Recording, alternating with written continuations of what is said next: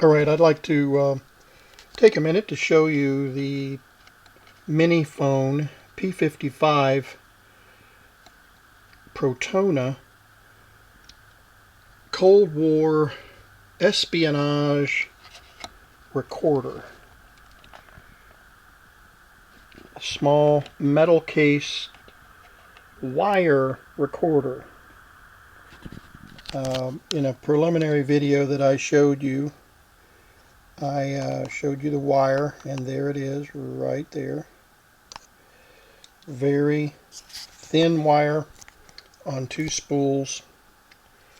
And this unit was designed to be carried with along with a number of accessories that could be worn in a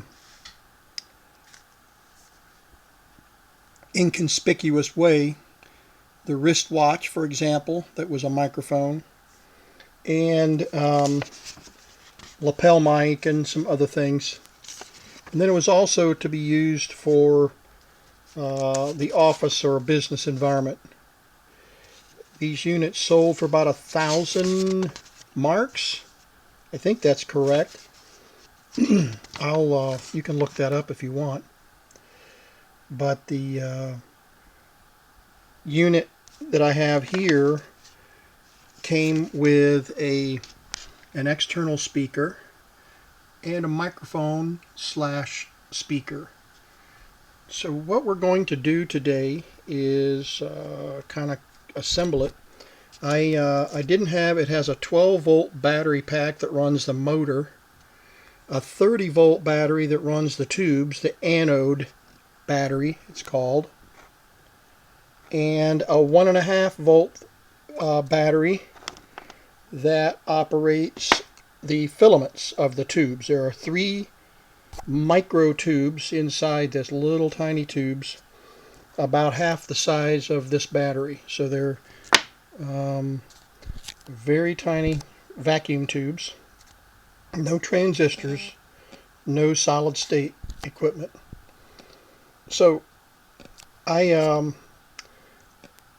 designed belts and tires to replace the ones that were completely destroyed.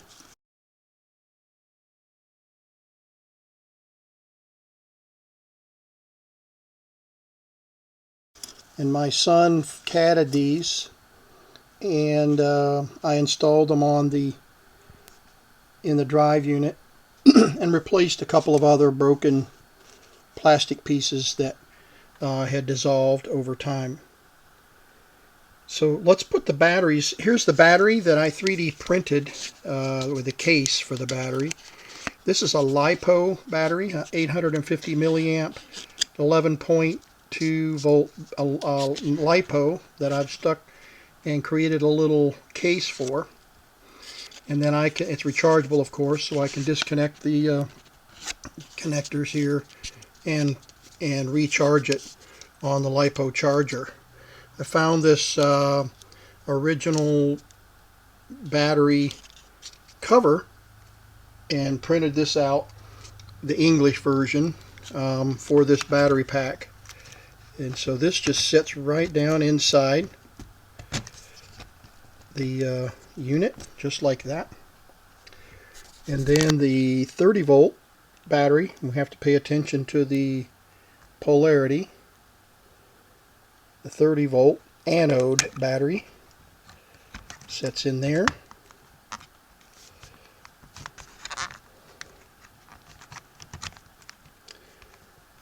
And then the 1.5-volt filament battery sits right there. I'd like to find some original batteries for this. Of course, they would be dead. They wouldn't work, but it would be nice to have it all complete.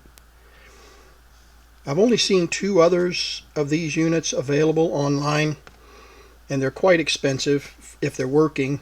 One of them was running about $1,500, and it's just for parts. So you just can't find them. I think there's another one in Venezuela, or somebody had one for sale for $4,500.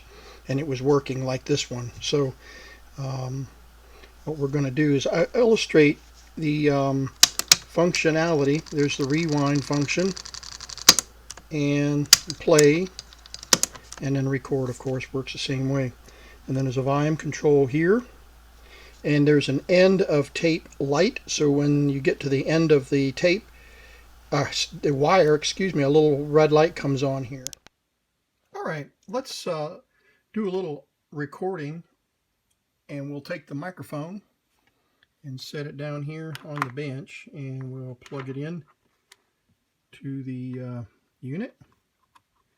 This port serves as a microphone in record mode and a speaker in playback. So I've rewound it just a little bit, and we'll just see how the audio sounds. I'm going to set the volume level, and we'll see how she does. Alrighty, we are recording now on the Minifon P55, manufactured by Protona company in Hamburg, West Germany in 1958, October 24th to be exact. And these units were manufactured from 1955 to around 1960. The model after this unit was a tape unit, but this is the wire recording unit. And so we're just going to record from the bench here and see what it sounds like when we rewind and play it back.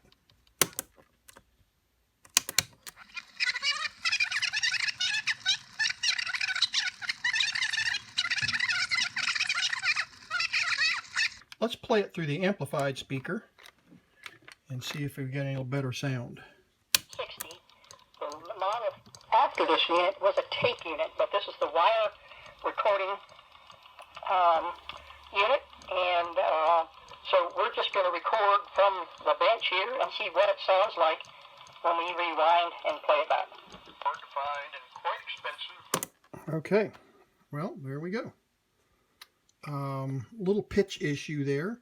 Could be the battery. I'm not sure if I've got it fully charged or not, but in any case, it's perfectly acceptable if you don't mind the Mickey Mouse helium sound from the playback.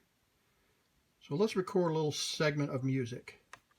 I have recorded some Chopin using the microphone and the Texan as a playback device off of the laptop, and have just recorded just a short segment of music track that I would like you to hear.